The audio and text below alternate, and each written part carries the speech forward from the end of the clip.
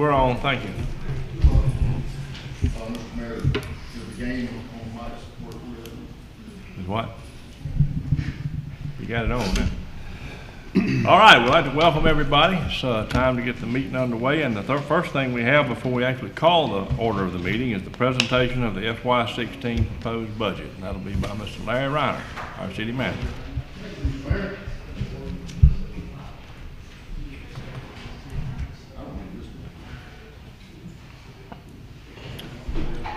Mayor, Council, it is a pleasure that I present to you the FY16 budget for the city of Tifton. And I thought I'd like to do is briefly just kind of go through the process that we go through for our citizens who may or may not know the process. As you recall, last week we had department head presentations to city council. After we got the input from y'all's input or any comments the mayor may have had during the presentations. The next step in the process is to present to you the proposed budget for the fiscal year. And then after you have a chance to look at the proposed budget, then on June the 11th, we're scheduled for public hearings, at which time mayor and council will take citizen input or any other issues that may come up at that time. And then on June the 18th, pending the outcome of the hearings, we will have the formal adoption of the budget at a call meeting on the day of the workshop.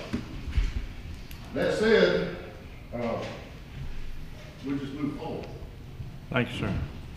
Now, you know, there's been said oftentimes that the city manager is sticking in the mud, he don't have a sense of humor or anything like that, so it's not working. It's not working. Jonathan. Oh, there he is. My goodness gracious life. My goodness. That is your city manager in action many, many years ago. I wasn't quite as old or as great or as ugly. But, Larry, you are half the man there that you are today. What happened? That was a, I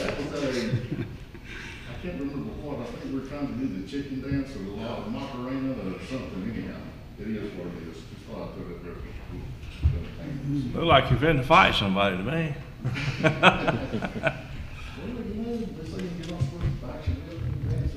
I heard that. Anyway, moving right along, I respectfully present to you the annual operating capital budget for the city of Tifton. It's in accordance with Georgia law and the charter of the city. It is balanced, and the total budget for this year is $40.9 million.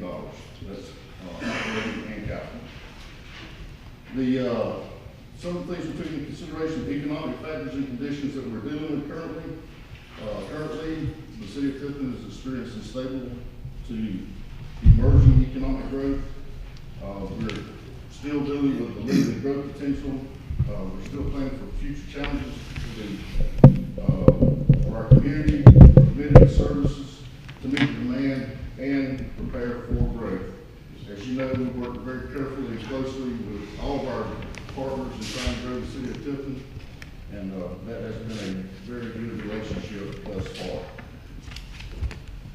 The funding categories are, as presented, the enterprise funds total about $17.5 million of the budget, general funds $12.8 million, and special revenues are $10.6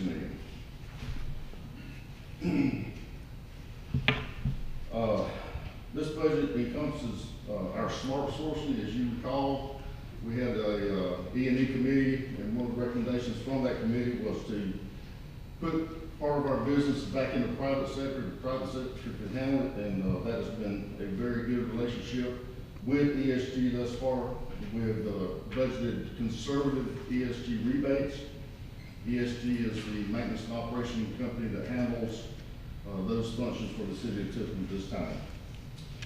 It also includes a market value directed pay increase. That's where we adjust certain segments of the city employees to come up to what is the competitive rate for the area, i.e. if you recall, Walmart went to a minimum wage of $9 this year, and they're scheduled for a $10 minimum wage next year. The Hobby Lobby that's coming to Tifton, as I understand it, Their starting pay is somewhere in the $12 an hour range, and then when they get their full-time employees in places, I understand it's about $15 an hour. It also includes a direct pay increase. That direct pay portion of that is the pay for performance. As you know, we evaluate all of our employees annually, and this is a performance increase that's included in the budget. We're also dealing with rising insurance costs, and capital improvements are in the budget, and that is based on a needs assessment that is upcoming. And that's a breakdown of the budget in millions. I won't go through the details on that with you, but the biggies in there are the general fund, and as you know, general fund is police and fire, and then of course you have all of your enterprise funds. And then another biggie in there is the pension trust funds, $3.198 million contribution this year, and then the service fund is $2.9 million. Some of the highlights in the general fund budget is $12.8 million. It's a slight decrease of about $153,000 from FY15. A decrease in county fire protection revenue of $103,000. This is due to the delay in purchasing of radios. You may recall that last year we budgeted in the capital projects $100,000 a year for the next 5 years to cover the new and upgraded technologies that we're now using for our radio communications throughout the city. We delayed that this year. The radios we currently have, we will not have to replace them this year, so we postponed that purchase until a later date. Average loan taxes consistent with FY15 based on preliminary consolidation report. Loss increases, local option sales tax collections will increase approximately $40,000, and that was a very conservative estimate of what the Hobby Lobby and Walmart may bring in this year.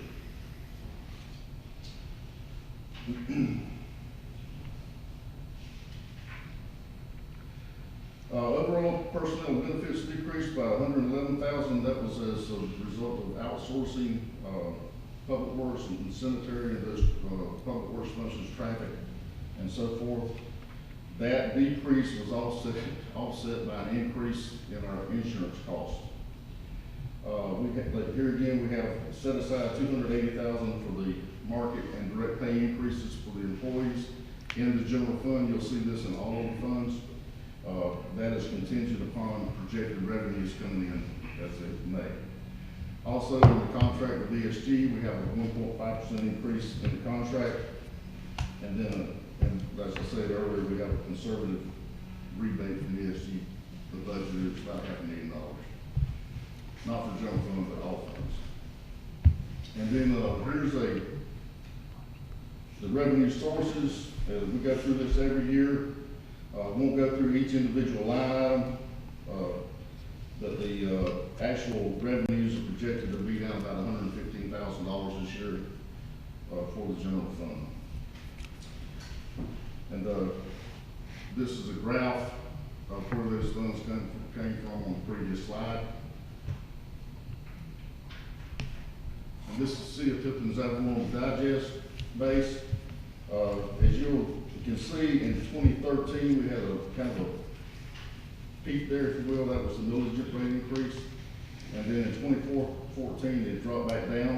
And then this year, the preliminary tax digest indication we're going to have a slight decrease again. And there's a slide of the 5-year history of the tax rate. As you can see, if you go down to the next net tax increase or decrease, the percentages there as you go across, they're basically kind of flat until you get to 2013, and that was that spike, and then we're back down to what we normally are.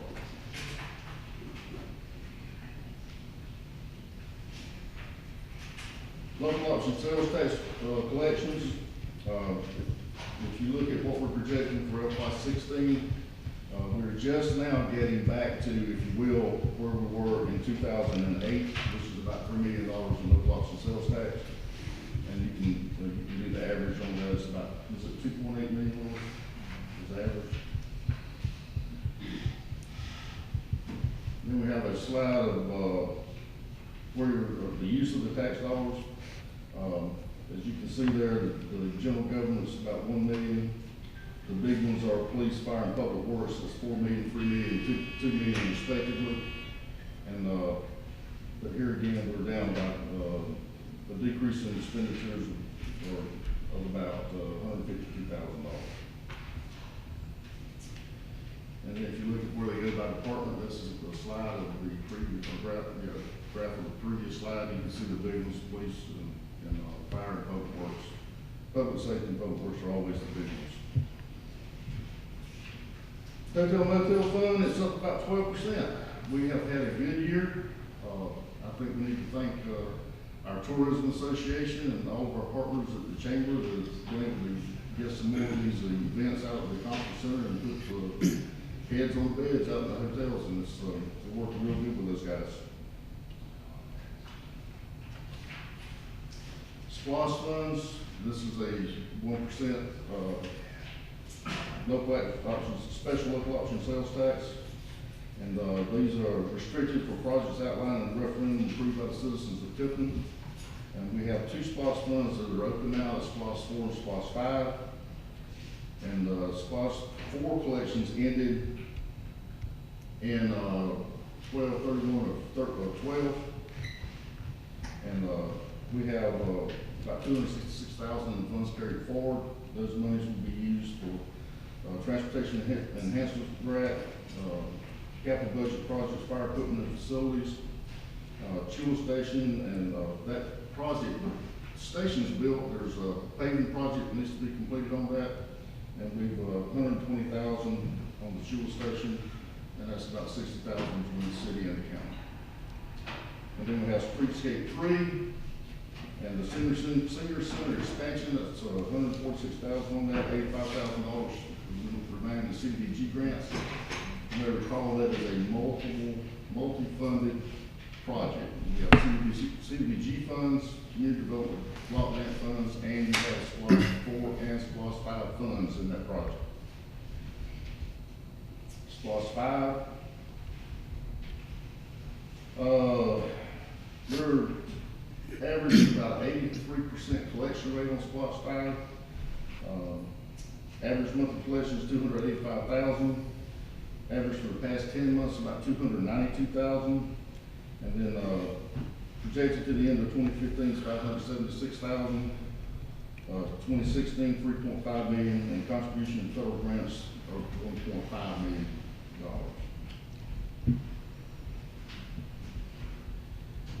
How are we going to use that money? We have budgeted $386,000 for fire equipment and facilities. MIS and GIS is $345,000. Water, sewer, county outlay improvements, $917,000 from water and sewer. We're waiting for the comprehensive evaluation of our water and sewer facilities to be completed so that we can determine the most appropriate way to allocate those funds. Road and street drainage is $3.7 million.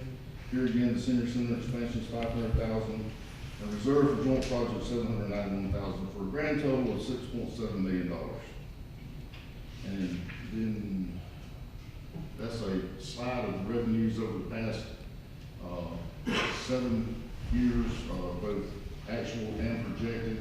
If you average that, you're going to come up with about $300 or $3.55 million annually. Next, we have enterprise funds. These enterprise funds are run like a business. They are not supported by property tax money. This is strictly based on service and user fees that they generate. The funds following have a 3.4, these are balanced budgets, by the way. Water is 3.4 million, sewer 3.8 million, gas 4.8 million, solid waste collection and disposal is 5.2 million, theater is 258,000. The theater is funded with hotel motel tax fund. With the water and sewer funds, we have a continuation of the rate study.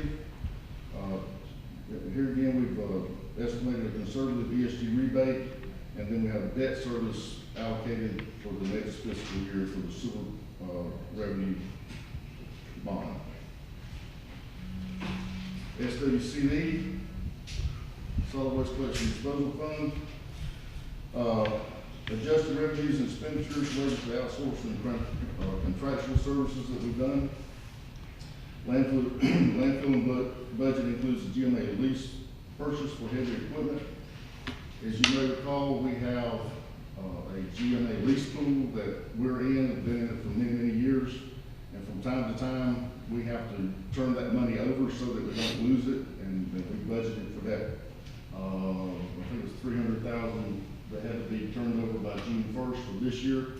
And then we got some additional funds that will have to be turned over again next year. And there again, the contingency for the market value and direct pay increases, and we're using new cell construction reserve funds that are already been collected for the vertical expansion are also included. Some of those have been used in to fund the vertical expansion project. Now for the good part. What are we going to do next year? We're going to continue the senior center expansion to the tune of about $731,000.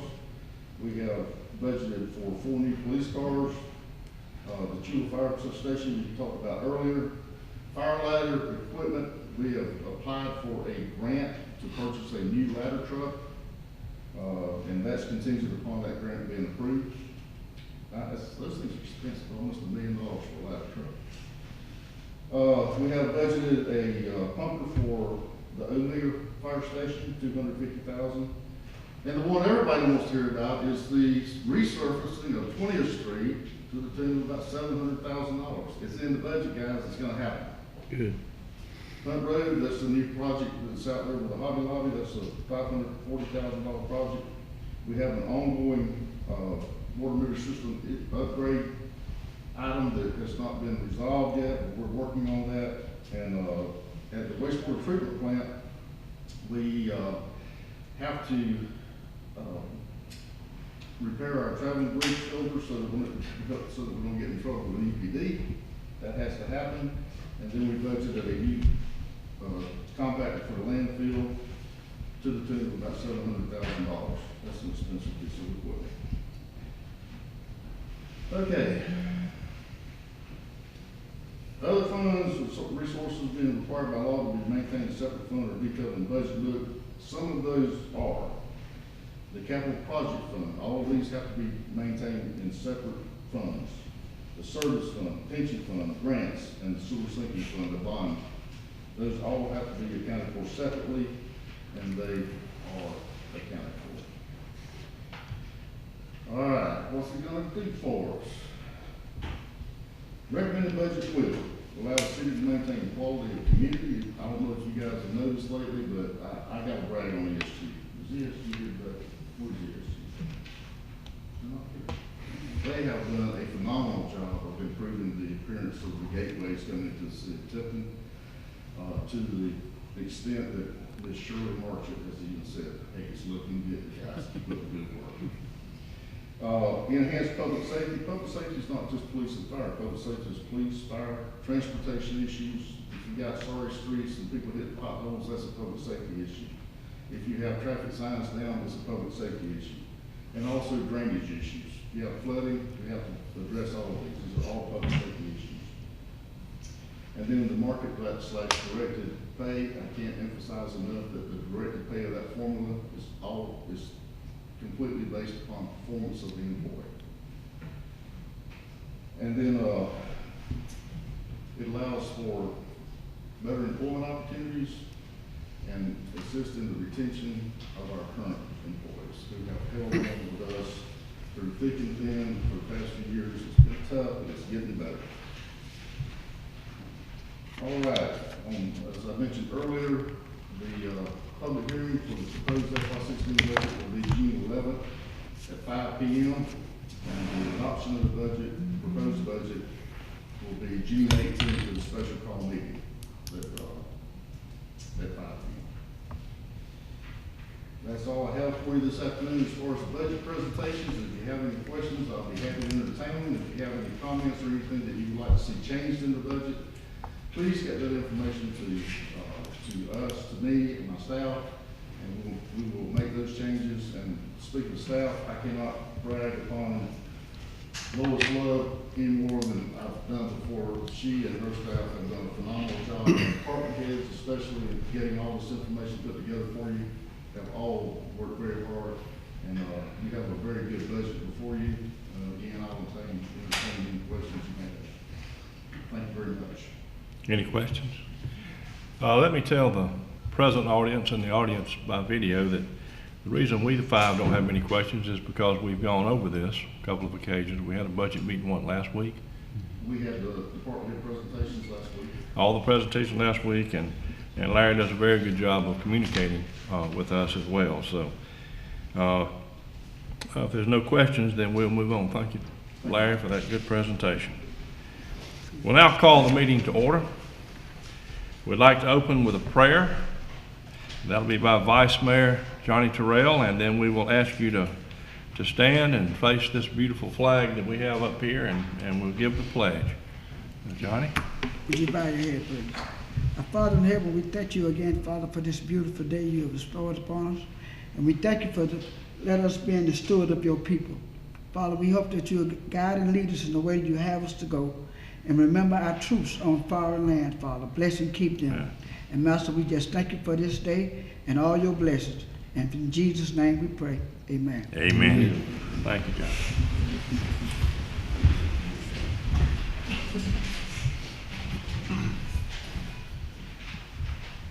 I pledge allegiance to the flag of the United States of America and to the republic for which it stands, one nation, under God, indivisible, with liberty and justice for all.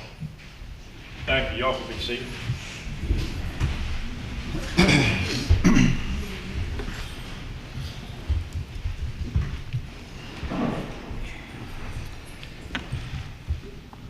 This next item on the agenda, I had asked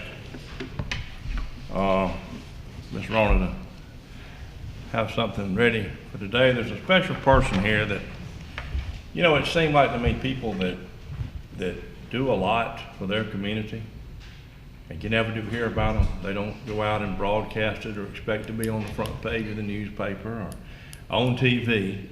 They just get out and they get it done, they make it done. And there's a person like that sitting right here amongst us. I guess I've known him for quite a few years. I guess I met him through Kiwanis ages ago, maybe back in the late 90s. But he's a hard worker, he's done a lot of great things, and just wanted to recognize him, and wanted him to be in the newspaper, Latasha, for, even though he's not elected, he is a harder worker than probably all five of us sitting up here. I have a proclamation here that the City Council and myself put together, and I would like to ask Duncan McCleskey to come up, and I'm going to step down to meet him.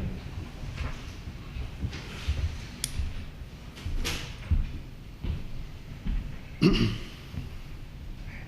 kind of a surprise. Come on, share the spot. There you go. We're on TV. You work harder than me, Ron. Proclamation, whereas Duncan McCleskey has spent, let's get it straight. Duncan McCleskey has spent many countless and endless tireless hours volunteering on various clubs and organizations and on many projects serving people and recognition, serving people in communities around the world and in the Tifton community, and deserves special recognition for his dedication and diligence in helping to make the Tifton area a wonderful place to live and work. And whereas Duncan McCleskey began volunteering by recycling materials to raise funds for a Boy Scout troop with disabilities in San Francisco, was active in the Peace Corps in Zaire, and has served in Buffalo, Orlando, St. Louis, Indianapolis, and Denver through Circle K International large-scale service projects. And whereas Duncan McCleskey was an active Tifton Club member, helping many people with disabilities, as well as the Dixie Wheelchair Athletic Association, Special Olympics, and the International Paralympics Committee. And whereas Duncan McCluskey has served the Tifton community through the Kiwanis Club of Tifton, United Way, Keep Tiff Beautiful, and other area projects. And now therefore be it resolved that the City Council of the City of Tifton, on behalf of all citizens, express our sincere appreciation and thanks to Duncan McCluskey for his dedication, his service, and his love of mankind in Tifton and throughout the world. And be it further resolved, the City Council does hereby designate Monday, June 1st, 2015, as Duncan McCluskey Day, in appreciation of the many volunteer hours, funds, and talent he has given over the past several years, and call upon the citizenry to join us in recognizing Duncan for his untiring commitment and dedication to our community, his people, and all of the Tifton area. Thank you, Duncan.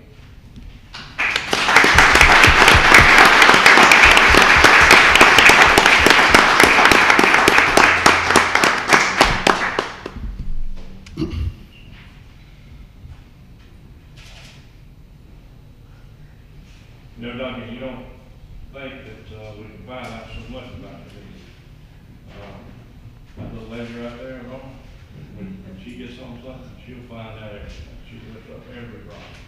And she came to him before the meeting. She said, you know, I did it just as short as I could. That man has done almost everything. Duncan, thank God for you, and thank you for all that you do, and that you have a long, long life and continue to serve your God and your country and all of us. Thank you so much. Thank you.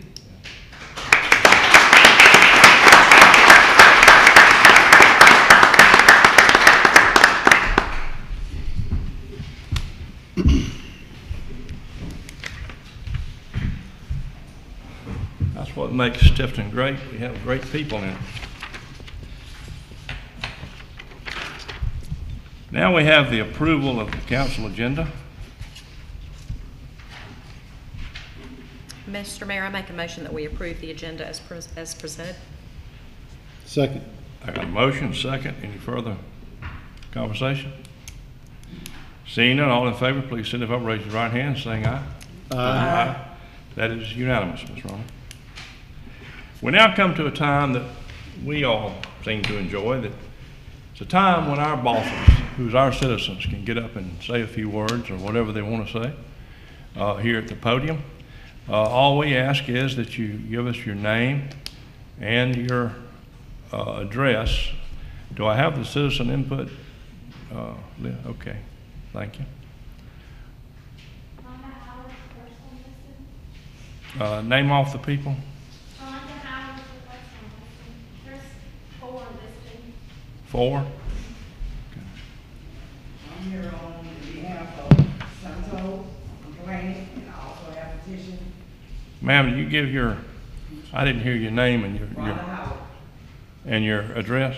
735 Douglas Street. Great, thank you, nice to have you. You have 5 minutes, is that right? Mayor? I have a complaint on Santos and a petition. Okay, All we want them to do is lower their music. okay. That's all I have to say about it. Thank you. Mr. Mayor, Mm-hmm. Mayor, Ms. Howard lives in my district, and the complaint is about the noise coming from South 41 at the old Santos Club. There seemed to be a lot of noise. We thought we had put that thing to rest about the noise and all this. But for the last 2 weeks in a row, Ms. Howard has called me 12, 1, and 2 o'clock in the morning complaining about the noise over there. So now she called the police. The police have gone over there, but when they go and stay a minute, and when the police leave, the noise start again. So she's here to ask us to do something about the noise. And being my constituents, I'm here, I'm asking the council, see can we do something about that noise? Now, we have a noise ordinance in place. But they're not doing anything about it. They're saying they can't do anything about That's what she told me. Don't we have some equipment in the vehicle that's supposed to be able to measure those decibels or whatever that, I mean, wasn't it something like that? Do we have a noise ordinance and do we have a TV meter? Yes, sir. Mhm. Yes. I mean, Chief, you did races? Sure. We'll take care of it. Okay, so, but Ms. Howard, you just heard it from me and the council and the chief of police that they were gonna get on this. So, Friday night at 2:00, Make them close. call them. 1 o'clock on Saturday, make them close, or they stay over 3 o'clock in the morning. Boom, boom, boom, all you hear. Yes, ma'am, I understand that. But we'll get on it, and you have the word of the Tifton City Council that we will address this problem. And thank you. It's my understanding it'll be a decibel meter, is that right, Chief, that you'll run? And, sound like to me it'll probably be over the decibel level, so. There are 31 names on this petition. Oh, good, okay, all right. All right, next is Walter Dykes. Walter, if you'll come up, I'm here for the same issue. Oh, I'm sorry. give your address. Ooh, excuse me. No, I was all right. Walter N. Dykes at 735 Duggan Street. And basically I'm here for the same issue. And I got to apologize to the 911 operator because, I called one time, everyone was going to call again. So the police, they'll go over there, and it seems as if it's like a joke. 50 minutes later, they just turn back. I mean, now I don't know how they can hear in there. But it's excessive, because you don't know stuff like that doesn't bother me. And, and then, I'm just trying to prevent something from happening because, I'm not too diplomatic sometimes. And I was just like a police officer come out, he said, well, they got to establish business, but you got to establish business, but I felt that you shouldn't be able to disturb nobody else because you got to establish business. You're not going to get paid rent and stuff. And it's just very aggravating, And I'm glad you guys just say you can address it, and I appreciate you for that. Thank you. Thank you, Walter.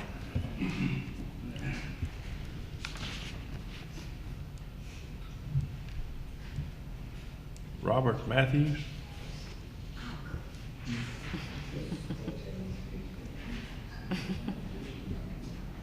Just give your name and address, please, ma'am. I'm Robert. I'm Deborah Matthews. Okay. I live at 64 East Gate Drive, Tifton. Okay. 3 things. We need some speed bumps because people are coming through there, coming down like from Berry Lake Road into East Gate Drive, going out to Fletcher. We've got little children out there playing, now, school's out. They're using it as a speedway. We need signs or something that say slow children at play. And we need a light on East Gate and Fletcher. It's real dark for someone turning in. And I have a ditch, a manhole, that was supposed to be addressed last year with the code enforcement, he knew about it, but he's not here.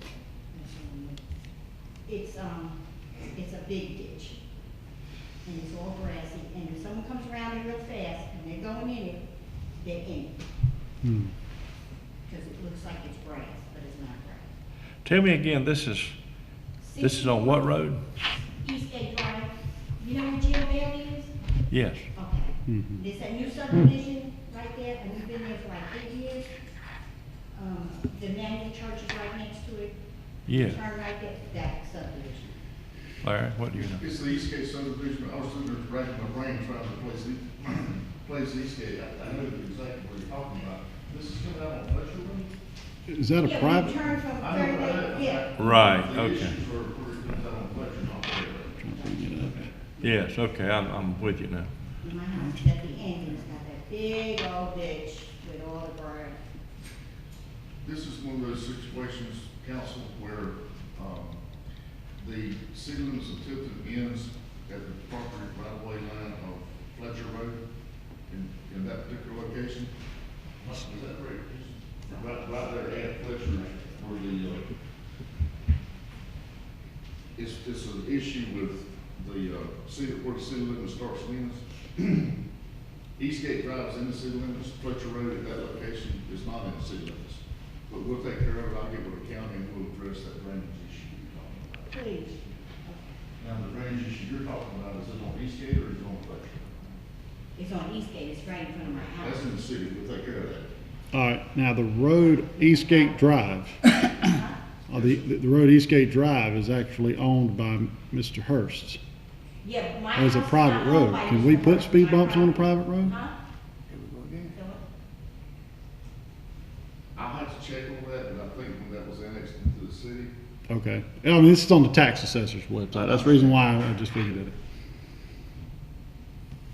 I mean, that would be almost like Cypress Ridge, speed bump on Cypress Ridge. into the city of Tifton. Uh-huh. And at that time, if I'm not terribly mistaken, and I may be, but I think we accepted the road right of way as part of that annexation. I think that's what Travis wanted us to do. Okay. We've looked at this before, we've talked about this before, Yeah. so, Well, definitely, we could put up some signs for the children playing. Definitely put up some signs that children playing. And what about speed bumps? We have to get the chief involved in that, see if it's a candidate for that? Sir? We'd have to get the chief involved to see if it's a candidate for speed bumps. We'll get, the Eastgate Drive is not an issue with speed bumps, that's not a county issue, I'm sorry, that's a city issue. I'll check with the manual for you, traffic control devices, There you and go. what we can and can't do, there's Okay. locations. We'll check that out and get back to you. All right, Ms. Deborah, it's in place now. But my house is not under Travis Hurst. Thank you. Okay, now, Robert Matthews, did you want to say He's not something? going to talk, he told me I shouldn't sign him. Is he shy? Yeah, You're not shy, is he? I've never known him to be shy. I know him.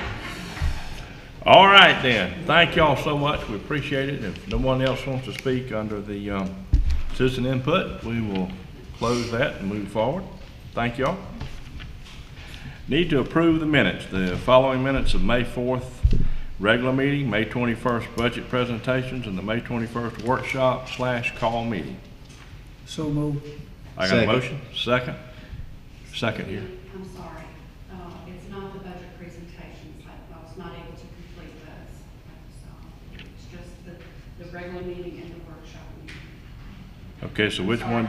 We need to amend. So we're taking out the 21st budget presentation? Right. Okay, so scratch off your information there, scratch off May 21st budget presentation, and you will redo you consider your motion reestablished without that in it. And the second. And I'll second that amended motion. Thank you, I apologize. Hey, no problem, no problem. Any further discussion? Seeing none, all in favor, please signify by raising your right hand, saying aye. Aye. That's unanimous, Ms. Rona. Now we're gonna move on to consent agenda. That's where we pile a lot of stuff together, and it's not because we're lazy, it's because it helps to save some time. We don't want you to think when we run through several things here that we haven't already discussed them at workshops, special meetings, email, telephone calls. We've discussed them a good bit, and that's why we throw them into consent agenda. Now, what I'll do is ask the council if there's any of these items on consent agenda that you want to stand separate from consent agenda, that you want to put out on their own. Seeing none, then I'll accept a motion and a second on the consent agenda. I move to accept items 2 through 6 on the consent agenda. Second. I have a motion, have a second. Any further discussion? Seeing none, all in favor, please signify by raising your right hand, saying aye. Aye. That's unanimous. Ordinances, item number 7. Second reading and adoption of an ordinance amending the charter to provide for a change in the fiscal year. We have discussed that. Our attorney has explained why we had to do that. If you want to, I think we're all familiar with it. If you want to go ahead and vote on it, or if you want the attorney to reiterate what he has said about that. If not, I'll accept the motion. This is a housekeeping issue. It is, I saw that. I move to accept item number 7. I'll second. I have a motion, second. Any further discussion? Seeing none, all please signify by raising your right hand, saying aye. Aye. Unanimous. Item number 8, the ordinance providing for a text amendment to the City of Tifton Land Development Code relating to private clubs and lodges in the commercial downtown CD zoning district. We've also been over this a good bit. Do we need anybody to give us further counsel on that, or are we ready to make a vote? If so, I'll accept a motion. So moved. Second. I've got a motion, second. Any further discussion? Seeing none, all in favor, please signify by raising your right hand, saying aye. Aye. Those opposed, raising your right hand, saying no. Well, let me start over. Robert Rules of Order, remember I didn't like this, but we got it fixed, right? That was the one where I was concerned about having a church thing at the TIP Theater, and we got all that worked out. That's what we all decided that was the way we wanted to go. Is that correct? That's right. Okay. This will allow for Okay. periodic churches or civil funds. That's right. Make that 5, make that unanimous. Item number 9, ordinance providing for amendment to distance requirements for establishment holding an alcohol beverage license in proximity to churches, school buildings, school grounds, college campuses, or housing authority properties. Mayor, I'll just point out that, the last meeting, this was drafted in accordance with state law, and the question before the council was whether or not you wanted to restrict the location of retail wine and alcohol beverage sales to a distance requirement to churches. As my understanding, that's what the council wanted to do. So the only difference between what was presented at workshop and what you have in front of you is that now there's a 100-yard distance requirement between the retail sale of wine and malt beverages from the church building. Is there from front door to front door? Everybody clear on that? From our discussions in workshop and so forth? Thank you, Rob. I'll accept the motion. So moved. Got a motion, need a second? Second. I got a motion and a second. Any further discussion? Seeing none, all in favor, please signify by raising your right hand and saying aye. Aye. That is unanimous, Ms. Ron. Under other business, item number 10, consider appeal of HPC case number H15-000-009 from Wilmot and Powell LLC. Removal of damaged chimneys on the house located at 614 North Tifton Avenue. Now, does Rob need to step out? I've always wanted to ask him to do that.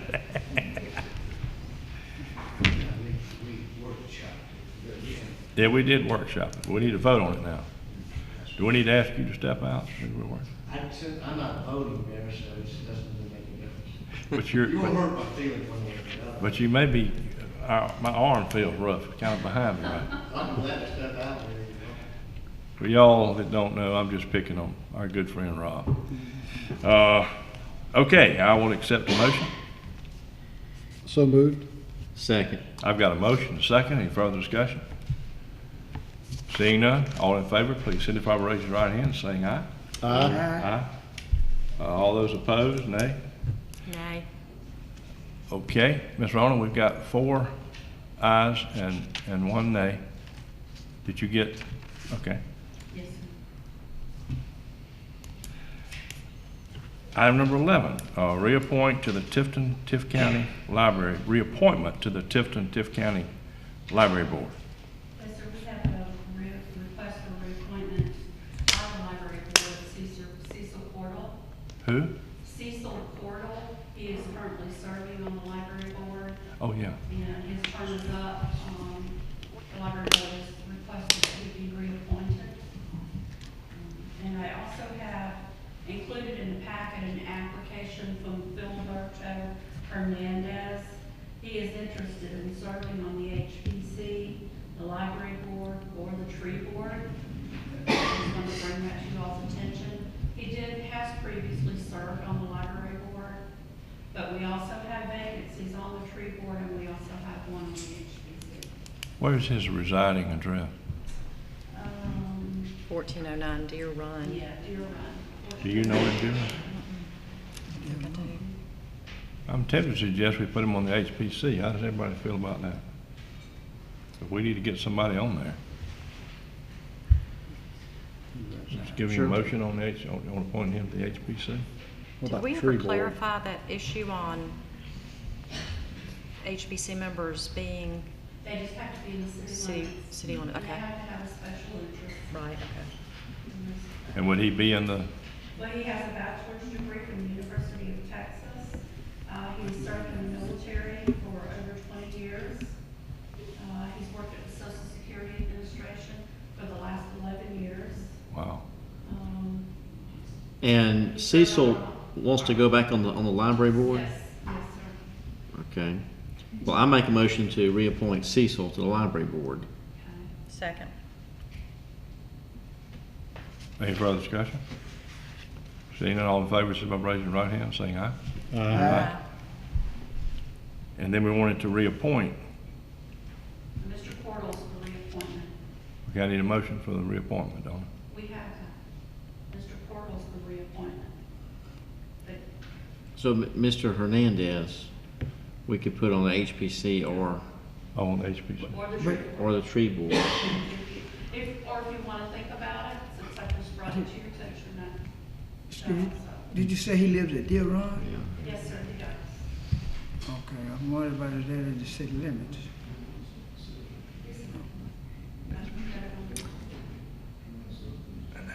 Do we have any other applicants? Deer Run Street, it's in Tiff West.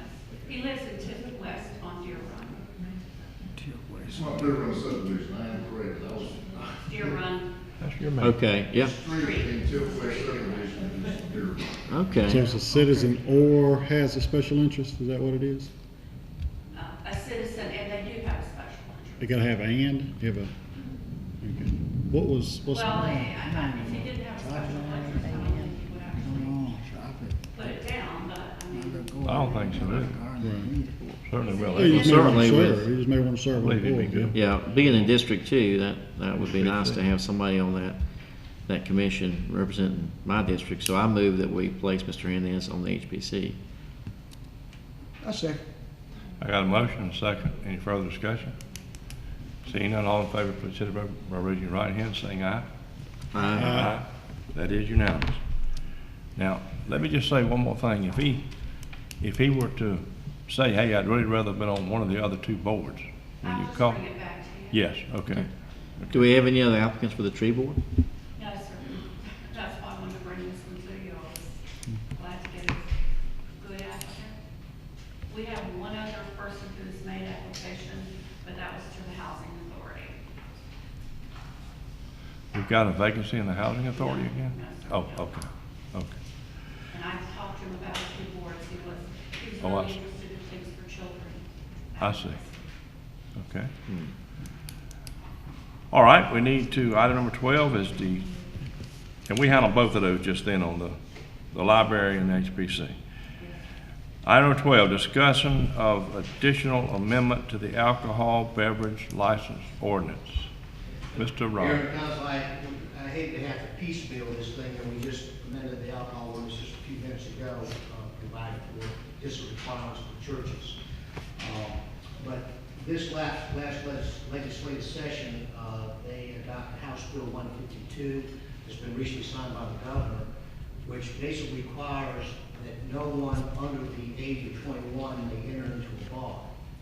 And a bar has been defined by the state legislature as, I believe, serving 75% or more of the gross revenue being alcohol. As you all may recall, it might have been a couple of years ago now, we revised our alcohol ordinance to provide for entertainment establishments, whereby people 18 years of age through 21 could go into an entertainment establishment as long as there was identified by armed bands, so they wouldn't be drinking. And an entertainment establishment was basically where they had live entertainment and karaoke and things of that nature. Basically provide 18-year-olds and above a place to go and be entertained. However, it appears that since the state has now said that you have to be 21 to go in the bar, unless you're accompanied by your spouse who's over 21, your parent, or your guardian who's over 21, basically just can't go to a bar. It says that that the section related to 21-year-olds going to bars is this subsection shall not apply to an individual while he or she is attending a live musical concert or live presentation of the performing arts for which he or she has paid an admission charge. When I started to try to develop or revise this, this provision of the alcohol ordinance, it was unclear to me what they mean by a live musical concert or a presentation of the performing arts. I wanted to try to dig into that a little bit more, maybe talk with GMA, see if anybody has now started to conform their ordinance to the new state law. Because it's unclear to me whether or not if a band just plays at one of the local establishments, is that a concert, if they pay an admission charge. So the reason why I want to bring this up tonight is that we're going to, Rhoda and I have been checking into this. We're looking into exactly how we need to word this ordinance, how it's going to affect our local establishments, and get some good definitions so we know exactly how to take the state law and convert our ordinance. Naturally, this will eliminate an entertainment establishment for the city of Tifton, which this won't have, that cannot be any longer. So just wanted you all to be aware that when we're working on this, the state law is effective July 1, so it's going to be something that we'll hopefully be able to workshop towards the third week of this month, and then hopefully have something we can look at and possibly adopt at the first week in July. How soon can we get this to our local owners? Let them know. That was one of Julie Rowan's concerns, and maybe perhaps by us discussing it here tonight, it does let the local establishments understand that the state law will be coming in effect on July 1, which will prohibit anyone from under the age of 21 from going into a bar, which will be defined as 75% more than gross revenue of any alcohol. And again, that's another thing that may change as a result is our definition of a restaurant. A restaurant defined now is 50% food. So how the 75% serves of alcohol is then going to change our definition of restaurant. As you can see, there's a lot of things based upon this new state law that we have to work through as it fits our local ordinance. That's something we'll be working on quite diligently, so we can have something hopefully we can adopt in July when this new state law comes into effect. But I think that if local businesses are watching this council meeting, they should be aware that July 1 this law will take effect as far as state law. David, we appreciate you filming it, of course, our own city folks.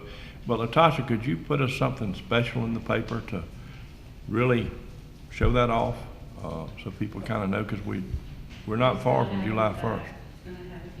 Now, you said there were, if there was a concert or a live performing arts, and they charged a cover charge per se? What's accepted from it, according to the state law, says a live musical concert or live presentation of the performing arts for which he or she has paid an admission charge. And of course, as usual, the state legislature is not deemed it their wisdom to define what a live musical concert is or the performance of the performing arts. So, I mean, I do enjoy dancing every once in a while, although I make a fool of myself all the time. But,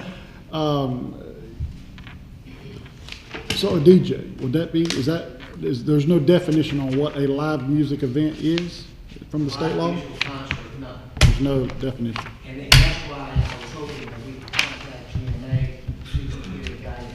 Yeah. We've also had contact with, Sarden left, they administer a lot of alcohol licenses throughout the state. They're the ones that mentioned this in the conference we went to a couple months ago, that this was forthcoming and that if it passed, and actually it had already passed then, but it was awaiting the governor's signature. He signed it May 5th. Well, the state's notorious for leaving it up to local interpretation, so But it will have. keeps Ron busy. Well, we would have to define locally restaurant, wouldn't we? Well, it would require us to look at the definition of restaurant over again, but it is state law that a restaurant has 50% or more food sales. So we have to, Reason I said that, because we got a couple of establishments that, under the flag of restaurants, that we have a lot of underage drinking in. And let me tell you, those armbands do not work. I've been to a local establishment that served alcohol to underage participants, people there. But that's why I said we need to define restaurant, because they are under the flag of their restaurant. So that's why they allow these people to come and to be served because of the flag of a restaurant. Now, we only have one establishment left that's under that flag that you're talking about, and that is, the Yes. lady down the street. Yes, ma'am. Lost her. Yes, ma'am. The others are entertainment establishments. Which then they'll no longer be in the entertainment establishments. So let's say you're gonna be, it seems like, just thinking out loud, you have a gap between what is a bar, being 75% or greater, and what a restaurant being 50%. so you have a gap between There's a 75 gap and, there, and how do you fill that gap? you call it an entertainment establishment. But one thing of course, the state law is the minimum, we can be more restricted. But, if it says, if they define a bar as 75% or more of gross sales of alcohol, then that's gonna be something that we'll also probably be stuck with from the standpoint of definitions, because our definition does not include a percentage of gross alcohol sales in the definition of a bar. So, as you can see, this is not, the legislation is not as clear as it could be. And so we're gonna have to just try to fashion something that complies with it, to get, meets our requirements as far as restaurants, definitions, and bars. But I do think it's important that, the folks out there that's doing business as a bar or a restaurant, they understand this law is changing. July 1, state law, under 21, you can't go in. Is that you said, what bill was that, or House Bill 152. 152? And it is on the Is that- website. If you Google that, you will pull that bill up. That's the same Senate bill, I mean, is it the same, I guess? So much, this came out of the House. The House Came out of the House, okay. And it also has some other provisions in it, but this is the one that, affects us. So I'm kind of under the gun. We hope to get it right the first time, but it might take a little bit of tweaking to make sure we're complying fully and trying to accommodate our businesses at the same time. Would this be a time that we could look at, I know we've talked about, in specifically the TKs with the growler sales, and him being able to potentially serve something as well without having to have a completely separate location to serve on site? Is that something we could look at, or is that a totally different thing and just leave that alone? We can sort of look at that. Okay. He suggested we look at Warner Robins ordinance. He said they allow for growler sales and consumption in the same facility. So, if we're looking at what's entertainment, what's a bar, what's, defining all those things, maybe we could roll that in. We can't look at that at the Okay. same time. But as you can see, there might be a good bit of work to do. I'm sure. That's true. A lot of interpretation. Ron Roberts, in the House of County, a little bit. Yeah. It seems like things are always changing when it gets with alcohol. You The love only it thing too, that's Ron. consistent about change is change itself. All right, that was item number 12. Now, do we have an executive session tonight? Very briefly. And it would be pertaining to legal? We've enjoyed everybody being here. We're gonna give you about a couple of minutes to vacate, and then we will have an executive session. We'll be very brief.